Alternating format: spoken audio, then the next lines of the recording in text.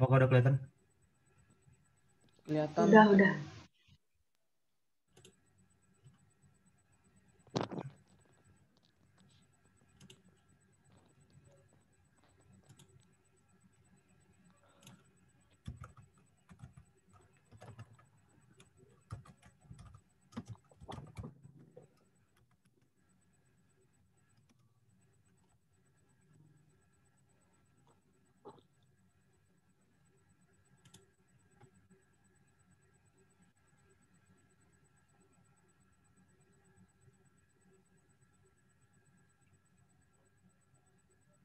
Udah langsung aku mulai aja.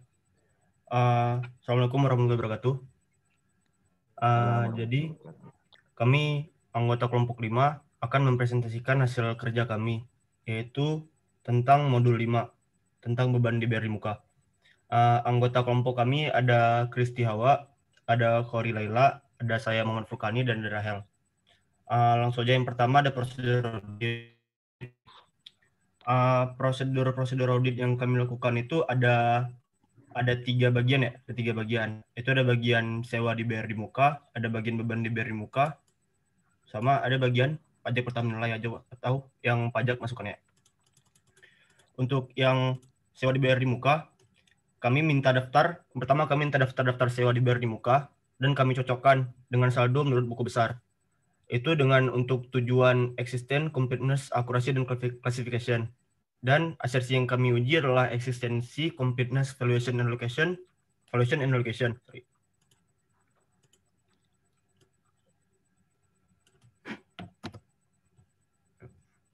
Terus yang kedua, kami meminta surat kontrak sewa atau rent agreement untuk perjanjian baru. Sedangkan untuk perjanjian yang lama, kami lihat kertas kerja tahun sebelumnya.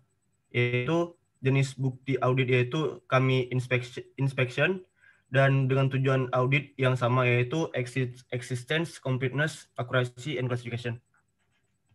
Yaitu yang ketiga, periksa kebenaran perhitungan sewa dibayar di muka untuk tahun berjalan dengan memerhatikan periode berlakunya masa sewa tersebut. Dengan prosedur ini, kami menjalankan prosedur rekalkulasi, yaitu kami jenis bukti rekalkulasi, yaitu menghitung ulang dengan tujuan akurasi dan klasifikasi. Yaitu kami menguji asersi, akurasi, valuasi, dan alokasi. Yang keempat, kami memeriksa bukti pembayaran atas penambahan sewa dibayar di muka dan pastikan bahwa penambahan tersebut telah disetujui atau ditandatangani oleh pejabat yang berwenang.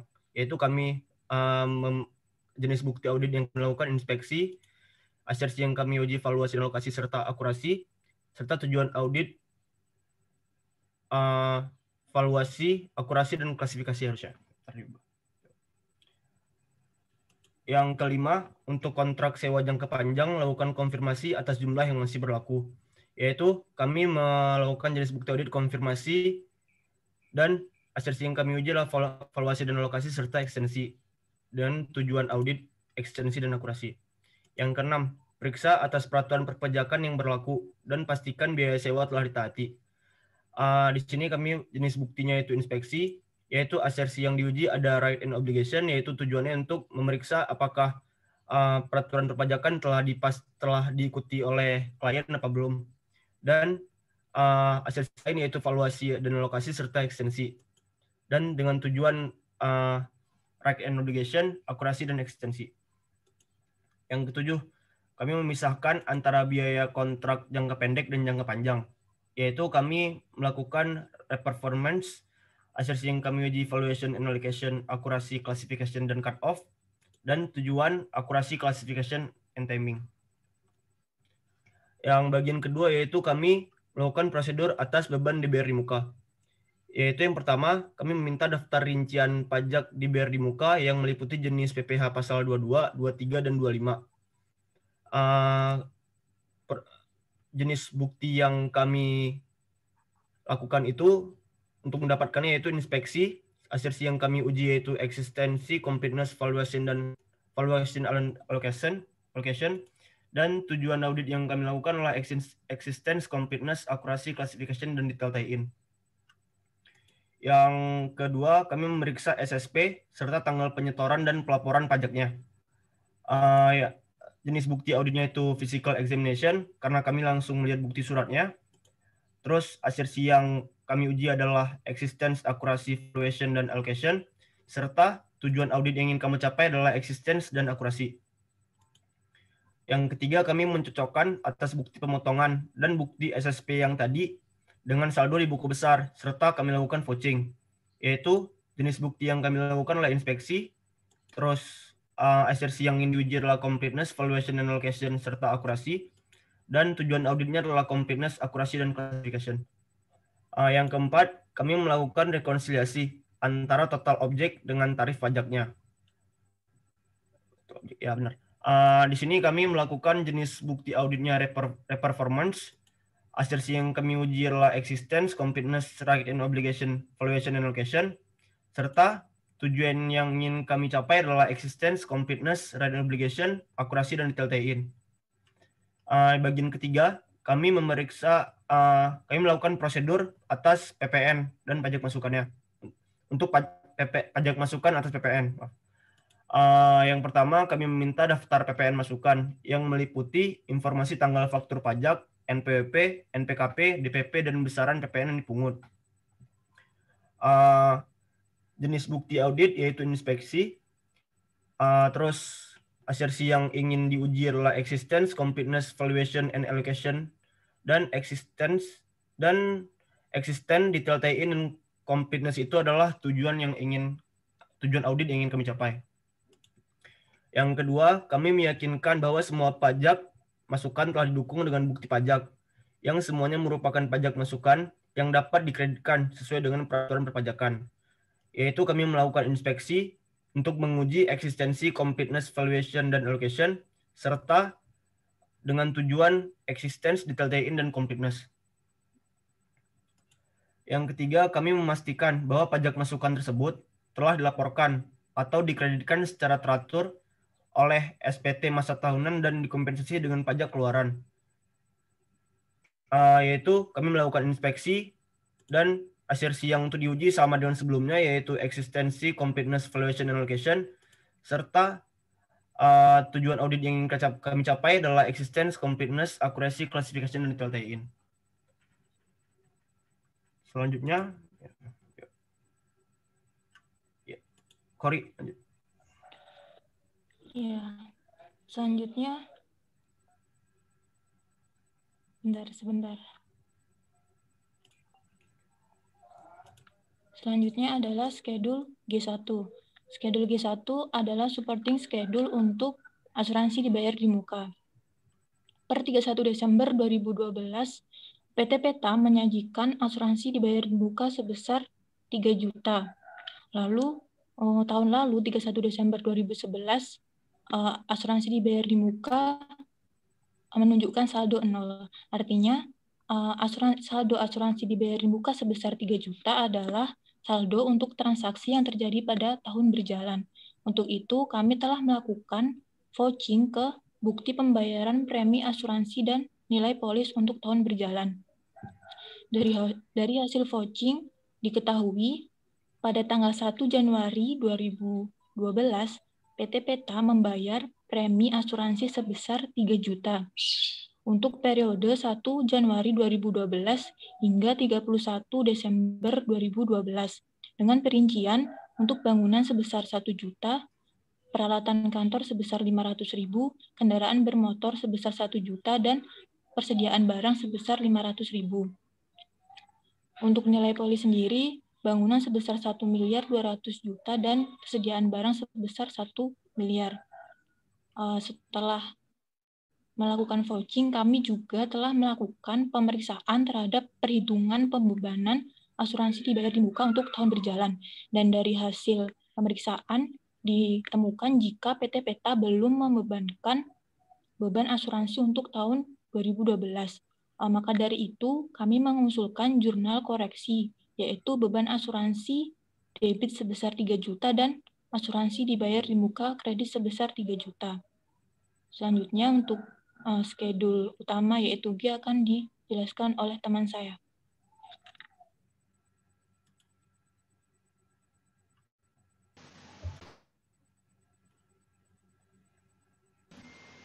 Ya, jadi di schedule G ini, seperti yang tadi dijelaskan oleh Cory, untuk asuransi dibayar di muka itu ternyata klien masih mencatat ketika pembayarannya aja. Jadi belum dicatat untuk pembebanannya. Sehingga kita lakukan adjustment, asuransi dibayar muka dikreditkan sebesar 3 juta karena itu pembayaran premi 3 juta itu hanya untuk 1 tahun, periode 1 tahun. Nah, udah terpakai 1 tahun jadi kita kreditkan. Jadi akhirnya per audit 31 Desember 2012 saldonya jadi 0 atau habis. Nah, untuk sewa dibayar di muka itu setelah kami periksa ternyata klien juga belum melakukan pembebanan. Untuk sewa dibayar di muka sendiri periodenya dari 1 Oktober 2012 sampai 30 September 2013. Jadi 1 tahun. Nah, sudah terpakai selama 3 bulan, tapi belum dibebankan sehingga kita lakukan adjustment, yaitu 3/12 kali 20 juta, yaitu 5 juta. Sehingga kita kurangi sebesar 5 juta, saldo akhir per audit 15 juta. Selanjutnya akan dilanjutkan oleh teman saya, Kristi.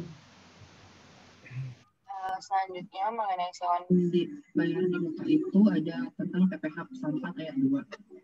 Nah, di sini itu PT Bogor Land mengembalikan uang tunai sebesar PPh yang belum dipotong oleh PT Peta. Nah, PPh pasal 4 ayat 2 itu bersifat final sehingga ketika dipungut maka dia akan menjadi utang. Nah, kita melakukan jurnal koreksi yaitu piutang lain-lain pada utang PPh pasal 4 sejumlah 2 juta, yaitu 10% dikali DPP-nya, 10% dikali 20 juta. Nah, selanjutnya itu ada pajak dibayar di muka. Apakah perlu dikoreksi? Diketahui dari soal itu disebutkan pasal 25 itu PPh pasal 25 sudah dikreditkan sebagai kredit pajak, yang artinya berarti sudah dipakai untuk mengurangi PPh pasal 25 yang dibayar tiap akhir tahun. Nah, makanya jadinya 0 karena sudah dipakai untuk bayar pajak sehingga tidak perlu dikoreksi. Selanjutnya ada perlengkapan kantor. Perlengkapan kantor itu dilihat dari keterangannya bahwa pada tanggal 1 Januari 2012 itu saldonya 7.500.000. Nah, tapi tidak diketahui pada tanggal 31 bulan Desember sudah dibebankan atau belum. Nah, harusnya itu kita cross-check ke kertas kerja indeks PL, tapi kita asumsikan saja kalau saldo yang tertera itu 5.917.500 itu sudah sesuai pada tanggal 31 Desember. Jadi tidak perlu ada koreksi. Sudah, Pak.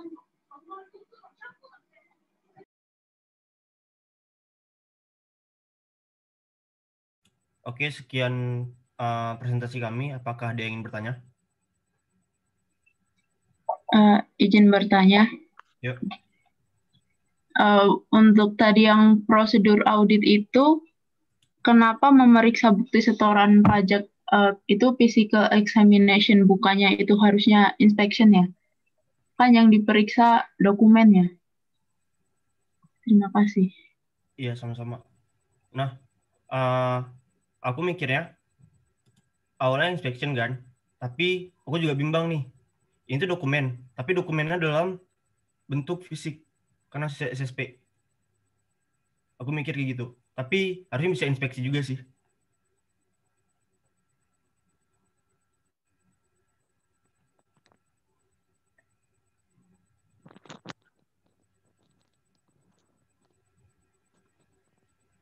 Gimana ceritanya?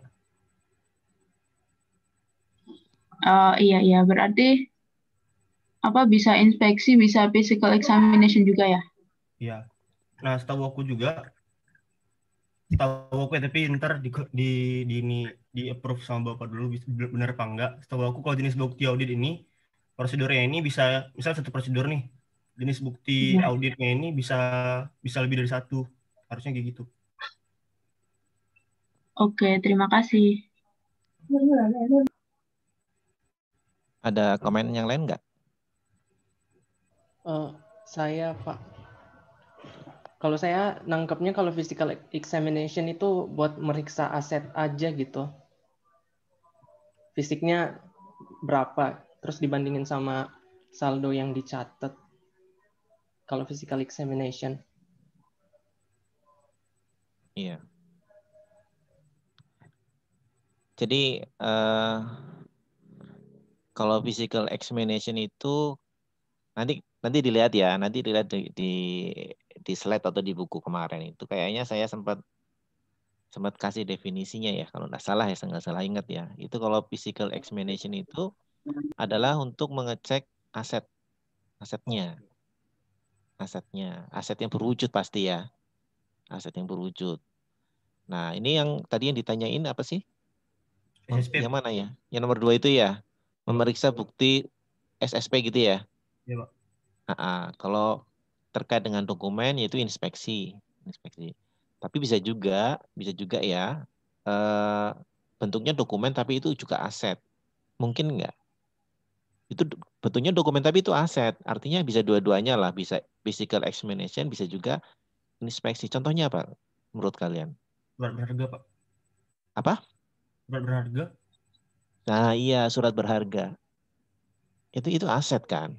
Bentuknya ya bentuk asetnya apa? Ya surat berharga itu.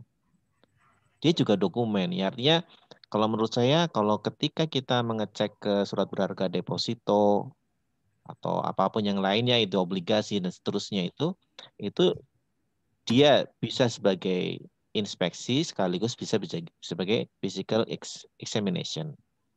Kira-kira seperti itu ya. Supaya kalian ngerti lah benang merahnya kelihatan. Mana sih yang benar-benar fisikal atau mananya benar-benar inspeksi. Oke, Pak. Oke ya, silakan. Ada lagi yang ingin menanggapi atau bertanya?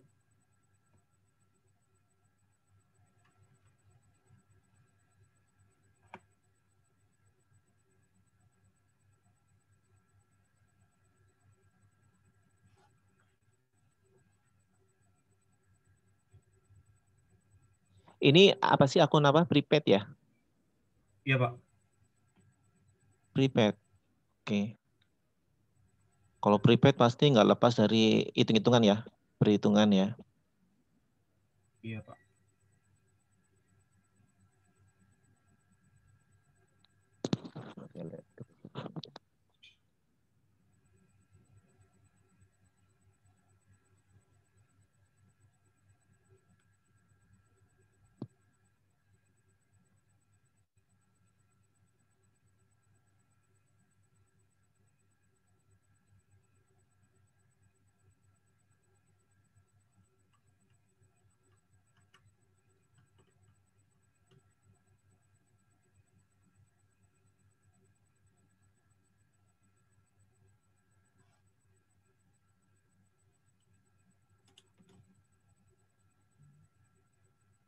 Saya lihat yang di kelompok berapa nih? Ini kelompok berapa ya? Perkoni kelompok berapa ini ya? 5, Pak. Kelompok 5. Itu yang diminta indeks apa aja sih ya? G G ya? G1, Pak. sama prosedur G1. audit, Pak. Oke. Belum, Pak. Kalau yang di sini saya lihat di kerjaan kalian ada J itu apa J? Ini yang gabungan kemarin yang sama modul 7, Pak. Oh, kemarin yang saya tetap ya. Iya, Pak. Kan Oh, ngumpul oke. hasil file. Iya. Iya, jadi satu ya. Iya, Pak. Oke. Ini kayaknya sederhana banget ya. Iya, Pak. Yang lain nggak ada yang nanya. Apa saking sederhananya jadi apa yang perlu ditanyakan gitu ya? Oh,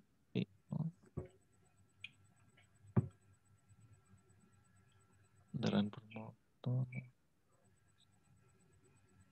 Kalau asuransi semuanya dilihat di polisnya nggak? Di perjanjiannya?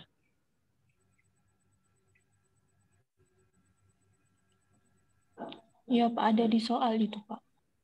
Di soal, oke.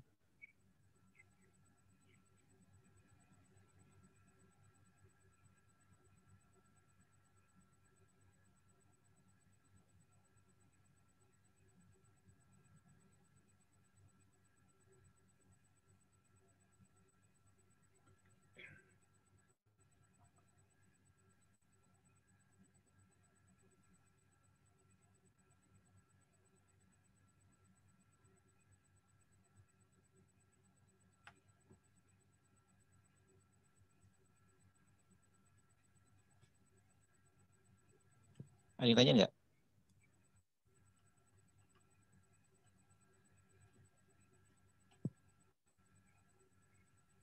Ini kesimpulannya apa? Kelompok berapa tadi? 6 ya? 5 apa 6? Kelompok 5, Pak. Kelompok 5. Kesimpulannya apa? Kesimpulannya, kalau kesimpulan yang melakukan ini setelah kami memeriksa, terdapat salah satu beban, Mbak, overstated 8 juta. Bebannya overstated 8 juta. Oke, iya. Oke, nggak masalah. Nggak ada tanggapan lagi? Yang lain teman-teman? Pak, izin bertanya, untuk yang prosedur audit asuransi ini apa aja ya yang dilakukannya? Untuk bagian asuransinya, iya. Oh iya, lupa tambahin. Sorry. Yang asuransi kami melakukan beberapa prosedur tambahin tadi. Yang pertama kami memeriksa polis asuransinya itu. Jenis bukti yang kami lakukan itu inspeksi, terus asersi yang kami uji itu valuation and allocation, dan completeness existence juga. Serta tujuan auditnya itu existence, completeness, dan akurasi. Kalau yang lain kami memeriksa, tadi kan memeriksa polisnya, terus kami memeriksa juga,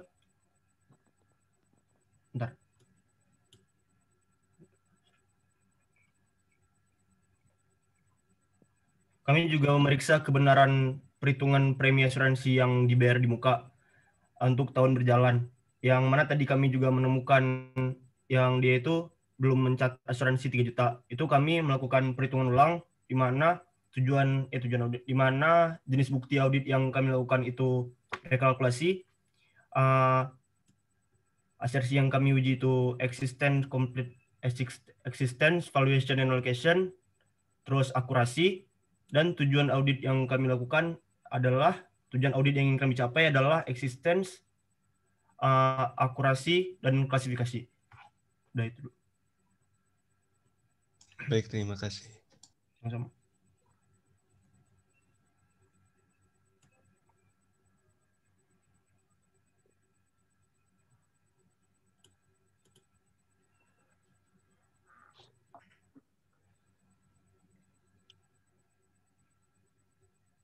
Gimana yang lain?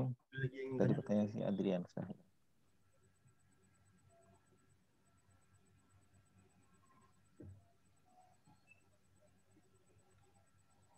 Izin bertanya. Ya, silakan. Untuk yang prosedur audit nomor 6, bukti auditnya bisa analytical prosedur nggak? Soalnya dia kan itu meriksa peraturan perpajakan kan? Iya. Kalau analytical prosedur ya? Iya.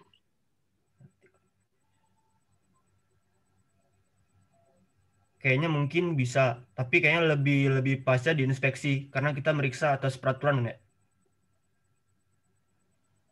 Tapi kayaknya bisa aja misalnya analytical karena kan dia juga ngomongin tentang antara mencocokkan antara yang seharusnya dan apa yang terjadi gitu. Nah, makanya kami beli inspeksi. Tapi kalau misalnya analytical prosedur agak kurang sih. Bisa-bisa aja tapi agak kurang gitu.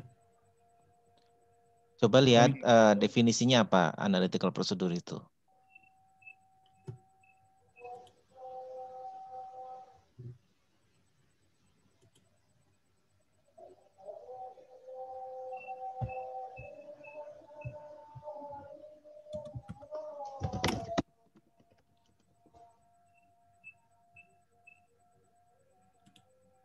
Ada yang di Indonesia Timur ya, teman-teman? Udah azan jam segini?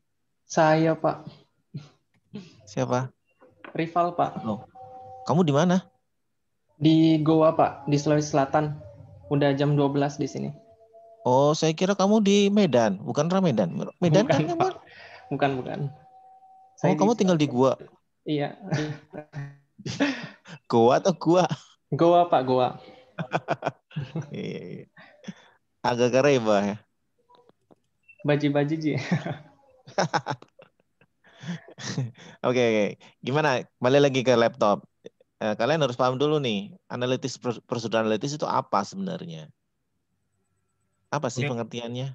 Kalau analytical procedure itu membandingkan angka dengan angka selesai, Pak.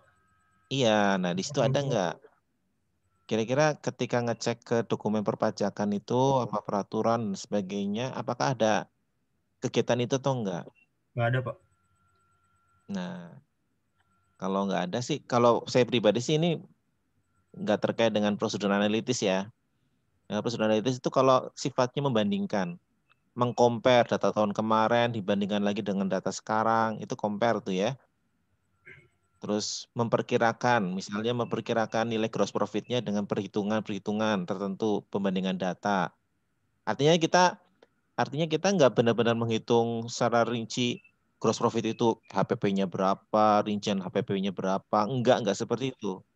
Enggak sampai ke bukti-bukti ke bukti-bukti sumbernya enggak. Kalau prosedur analitis, dia yang dilakukan di prosedur analitis adalah dia ada informasi suatu angka, kemudian kita cek kewajarannya dengan cara membandingkan angka satu dengan angka yang lainnya.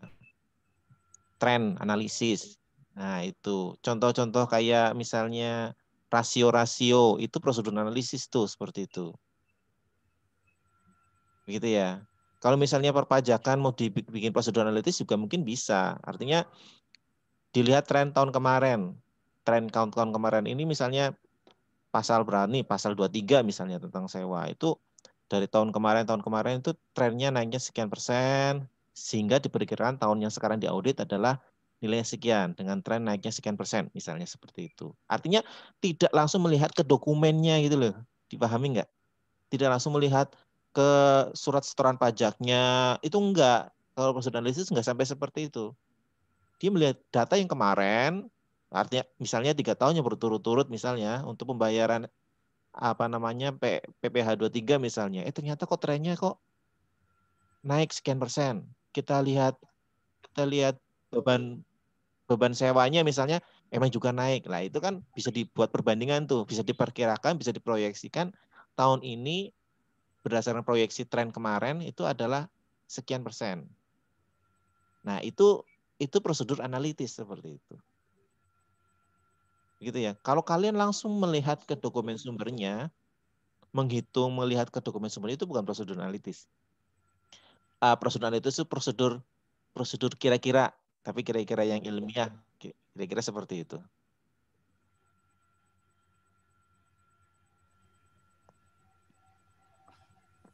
Oke, baik, Pak.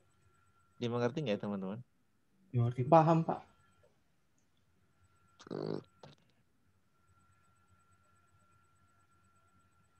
Ada lagi yang ingin bertanya? Itu gimana ya? Kalau ketika kita terjun praktek seperti ini, yang kita pegang sebenarnya kan konsep dasar.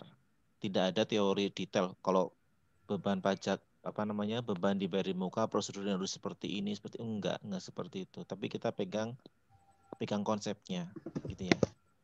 Jadi teori khususnya nggak ada untuk audit beban dibayar di muka, audit aset tetap, itu teori khususnya nggak ada. Kita pegang konsepnya.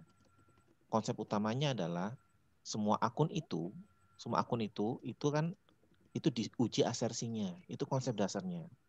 Nah, untuk menguji suatu asersi eksisten misalnya, kita bisa memperkirakan prosedur yang tepat itu apa untuk menguji prosedur menguji asersi eksisten misalnya. Apakah beban dibayar di muka itu memang ada atau enggak? Artinya kita melihat ke misalnya polisnya atau perjanjian sewanya. Kalau ada itu eksis kan. Kira-kira seperti itu ya. Jadi kalian dalam audit itu pegang asersi yang ada di akun. Ini ngomong saldo atau ngomong transaksi. Kalian pegang itu asersi, masing-masing asersi itu kira-kira prosedurnya apa. Kalau kalian harus ngerti gitu, harus bisa menerapkan gitu kan. Kalian kemarin belajar di akuntansi udah tahu cara ngitung bebannya berapa, yang menjadi asetnya berapa, perhitungan-perhitungan semua kan. Nah, sekarang di audit ini kalian harus bisa memperkirakan, harus bisa menentukan asersi ini kira-kira prosedurnya apa, gitu ya. Asersi kelengkapan, prosedurnya apa. Dan perlu diingat, satu prosedur itu bisa mengadres lebih dari satu asersi. Kira-kira ya, seperti itu. Gitu ya. Intinya itu di asersi lah. Poin utama, ketika praktek audit sebenarnya, ya, tujuan audit yang kalian tulis di sini, yang di arrange itu, mungkin para auditor nggak terlalu ngeh tujuan auditnya. Mereka akan lebih fokus ke asersi. Karena ketika auditor fokus ke asersi, otomatis tujuannya akan terdeteksi gitu loh, maksud saya. Misalnya eksisten gitu kan. Kalau di buku aren kan tujuan umumnya ya eksisten. Apa itu eksisten? Rincinya kan, detailnya kan adalah untuk memastikan apakah aset itu benar-benar ada. Lah gitu loh. Apakah aset itu benar-benar ada itu diolah di pikiran kita. Prosedur yang tepat itu apa gitu loh. Ya. Prosedur yang tepat itu apa? Apakah cek fisik? Apakah menelusuri ke dokumen? Ke mana, ke polis, ke perjanjian sewa, atau mungkin kalau aset tetap cek fisik gitu kan. Persediaan juga cek fisik dan seterusnya. Kira-kira seperti itu ya.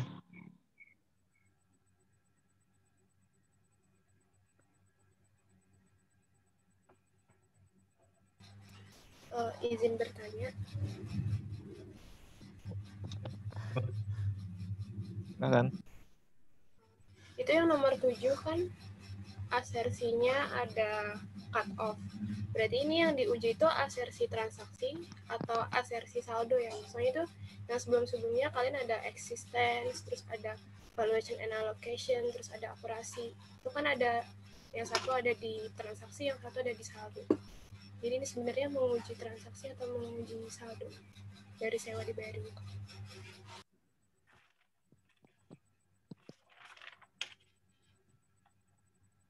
Transaksi.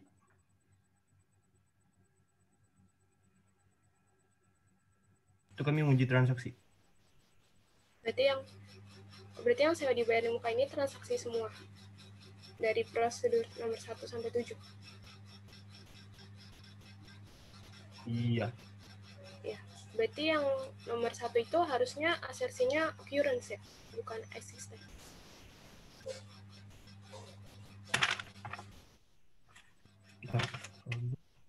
Ya, occurrence. Bener. Oh, berarti nanya lagi, kalau yang itu kan cut off kan biasanya menguji atas transaksi di tahun buku sama tahun sesudah buku. Nah, kalian tuh ada nggak sih uji transaksi setelah tahun buku? Yang setelah tahun buku ya? Iya. Bentar.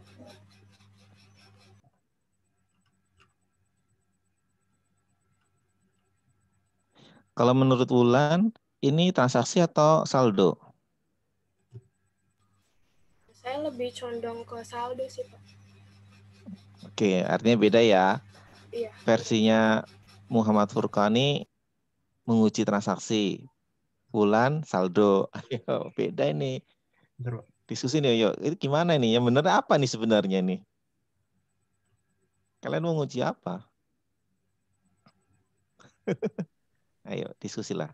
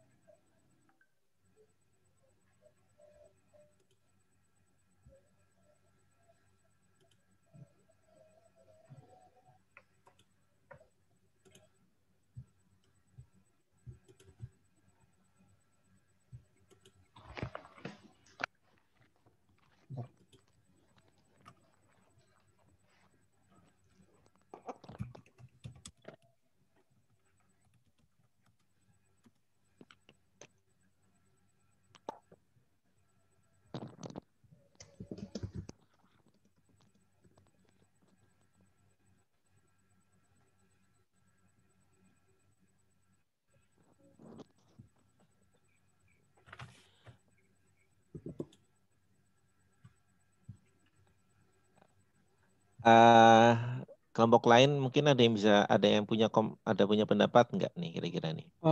Ini dulu deh sebelum masuk saldo atau transaksi, sebelum masuk yang dalam ya. Tentukan dulu ini sebenarnya sewa dibayar di muka itu sebenarnya mau menguji saldo atau transaksi nih. Lebih kemananya?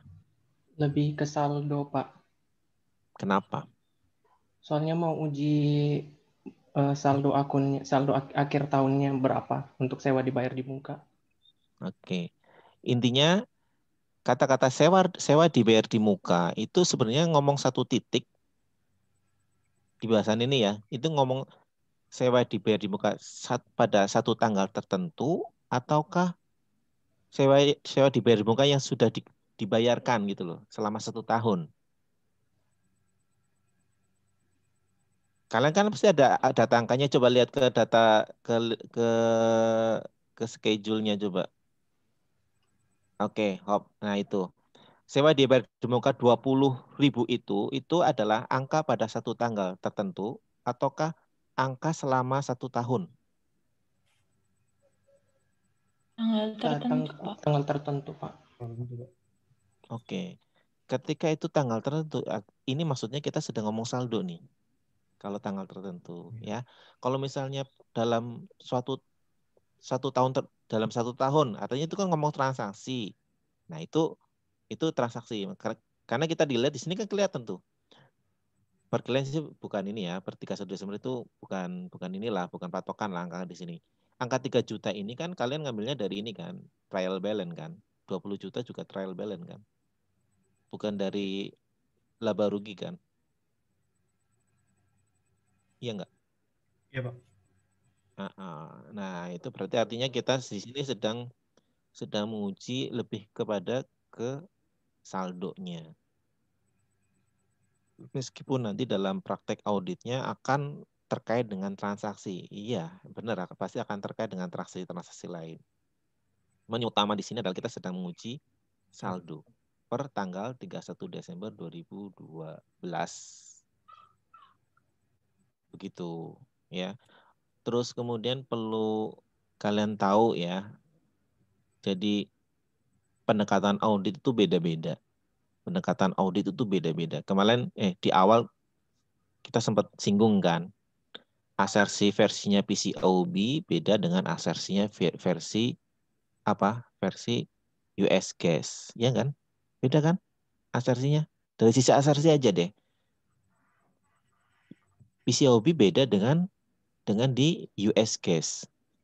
Itu beda. Beda dengan asersi di international standard juga.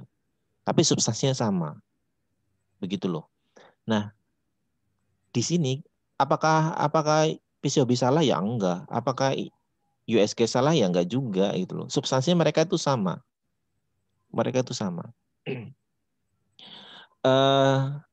Ada juga ya asersi yang kalau yang kalian pelajari di sini, karena saat ini kita belajar di AREN gitu ya. Jadi mau tidak mau kita pakai mazhabnya AREN.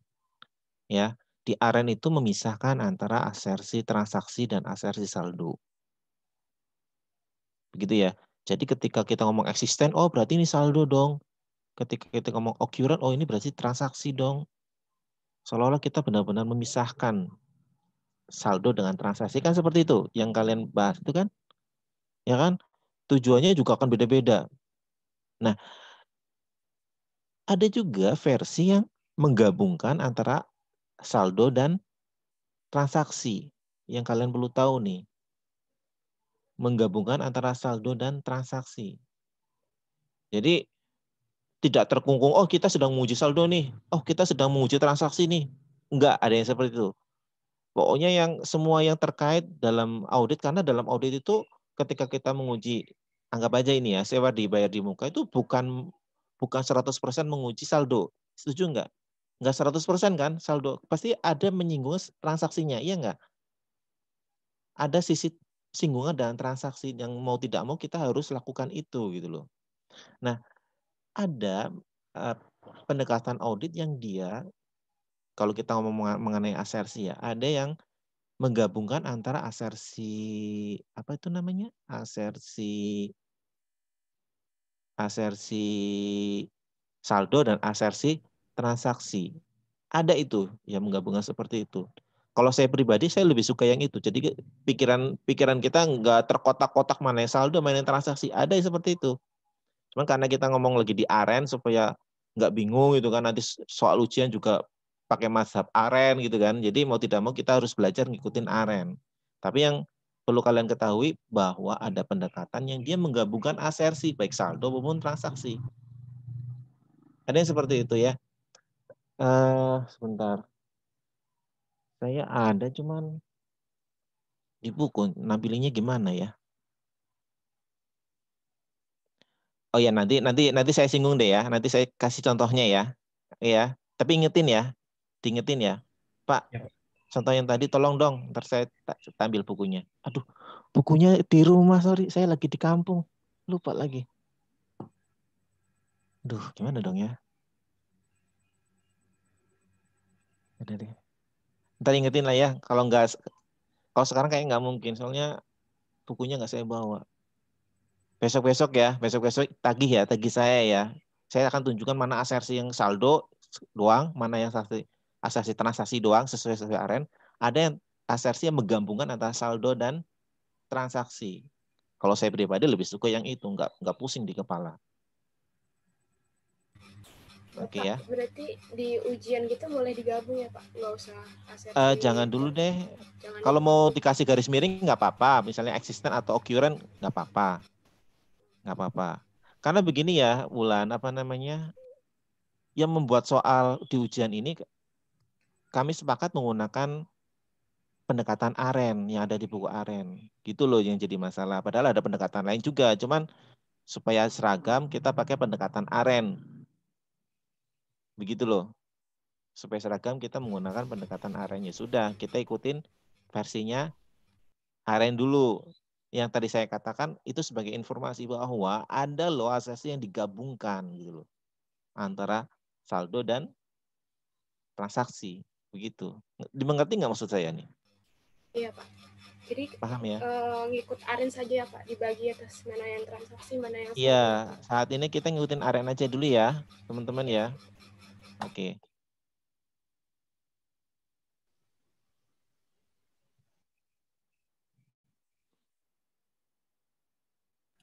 Oke, baik, terima kasih Wulan. Ada lagi yang ingin bertanya? Ya kan.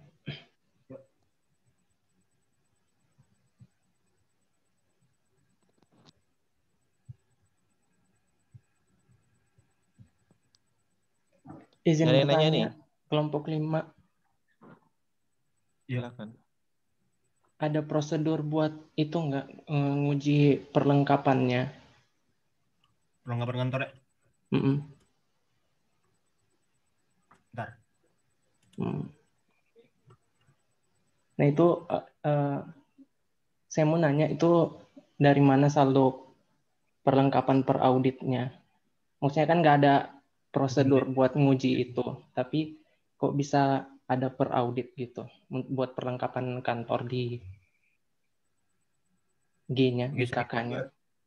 Ada berapa yang nggak ini tampilin, kayak asuransi itu juga nggak sempat tampilin. Tapi buat perlengkapan kantor ada beberapa prosedur yang kami lakukan. Kayak misalnya kami kami melakukan perhitungan fisik untuk mengetahui berapa perlengkapan kantor yang dipakai, melakukan perhitungan fisik.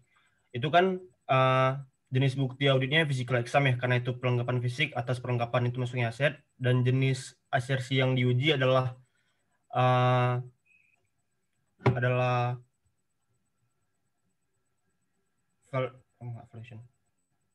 existence, valuation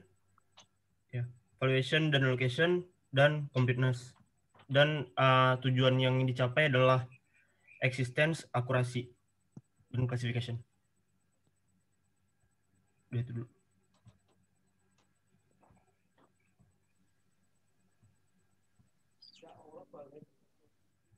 Gimana, Pak? Mungkin tampilin aja gitu prosedurnya kalau misalnya ada gitu. Ya.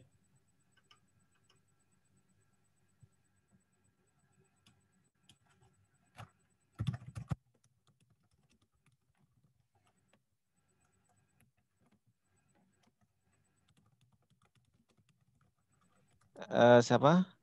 Muhammad Furkan. Oke, untuk ini nanti aja lah ya. Kalau Iya. kalian merevisinya nanti aja lah ya. Waktunya nggak ada gitu kan. Tunjukin aja ini, tunjukin aja di lead schedule-nya. Ada nggak kelihatan bahwa kalian itu menguji perlengkapan kantor? Ada, Pak. Di Nah, G. itu Nih, dia perlengkapan kantor kan kalian ada PF. PF itu apa? Berarti apa, lihat PF itu, lihat di bawahnya. pemeriksaan fisik. Nah, artinya ini asumsinya kan berarti kelompok 5 sudah menguji perlengkapan kantor dengan prosedur cek fisik gitu ya. Jadi cek fisik.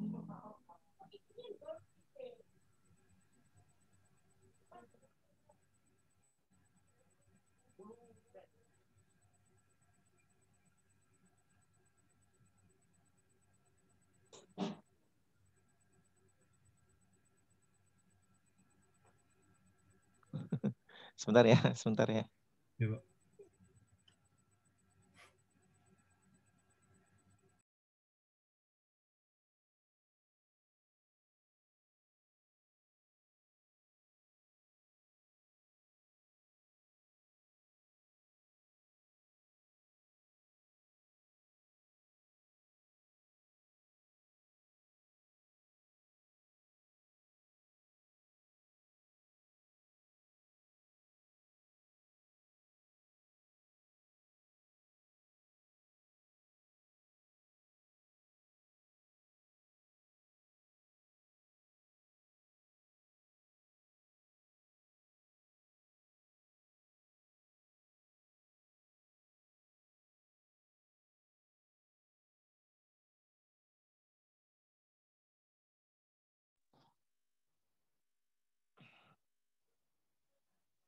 Jadi gini ya, halo teman-teman.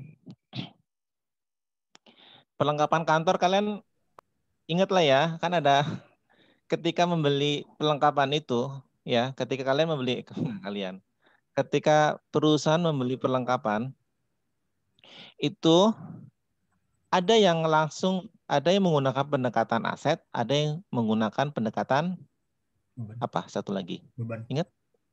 Beban. Ada yang pendekatan aset, ada beban. Artinya kalau misalnya pendapatan aset ketika beli ya udah sebesar asetnya itu. Nanti akan diadjustnya pada kapan? Ketika dilakukan cek fisik, kan gitu ya. Kan gitu kan. Kalau beban berarti ketika beli langsung dianggap sebagai beban ketika beli dulu. Tinggal nanti di akhir periode dicek fisik. Mana yang masih menjadi aset, mana yang sudah menjadi beban. Nah, kira-kira seperti itu ya. Jadi artinya di sini mau tidak mau prosedur terkait dengan perlengkapan yang satu cek fisik, mau tidak mau. Mau tidak mau karena jarang sekali perusahaan itu benar-benar melakukan memaintain perhitungan perlengkapan, jarang sekali. Spidol di maintain terus ya, kayak enggak deh, sampai satu akhirnya itu langsung update. Itu enggak beda dengan persediaan kan.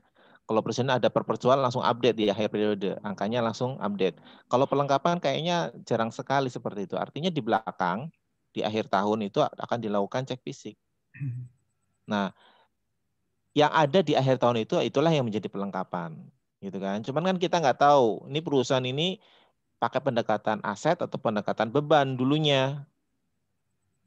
Waktu beli itu pakai pendekatan aset atau pendekatan beban kita nggak tahu, ya kan. Tinggal lihat di sini, gitu kan. Kalau di sini apa yang ada pada tanggal 31 Desember itu yang nilainya yaitu yang dimasukkan. Nanti pasti ada perhitungan apa? Perhitungan matematisnya lagi, rekalkulasinya itu ada lagi gitu. Sama seperti sewa dibayar di muka. Begitu kan? Sewa dibayar di muka kan seperti itu. Pertama kali mau diakui sebagai sewa dibayar di muka atau langsung jadi beban sewa, kan sama seperti itu kan? Ya kan, di akhir tahun mana yang menjadi aset, mana yang menjadi beban. Pasti melewati apa? Melewati prosedur rekalkulasi. Pasti kan? Pasti itu. Artinya kalau menurut saya keempat ini, asuransi, sewa, pajak dibayar di muka sama perlengkapan kantor itu setidaknya pasti ada prosedur reperforman atau recalculation. Itu pasti ada. Nah, karena jangan lupa itu masukin. Karena mau tidak mau saya yakin kalian akan menghitung itu. Nggak mungkin enggak. Iya nggak sih? Iya, Pak. Pasti itu, pasti. Nah, untuk perlengkapan kantor ditambahin karena dia pasti ada cek fisik. Kalau perlengkapan kantor pasti ada cek fisik. Kalau sewa dibayar di muka ya nggak ada cek fisik lah. Kecuali kalau kita mau lihat bangunan yang disewa mana, kayaknya nggak terlalu terkait banget gitu ya.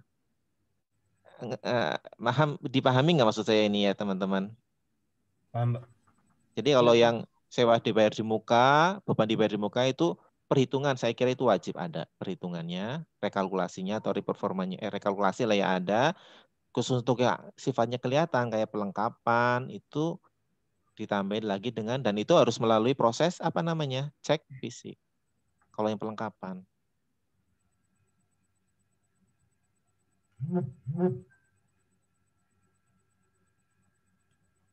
Oke. Ada komen? Kalau nggak ada komen kita lanjut ke bagian kedua ya, sesi kedua ya. Oke, baik, Pak. Udah karena udah banyak yang bertanya dan nggak ada bertanya lagi, maka kami tutup. Terima kasih atas perhatiannya. Assalamualaikum warahmatullahi wabarakatuh. Waalaikumsalam warahmatullahi wabarakatuh. Terima kasih.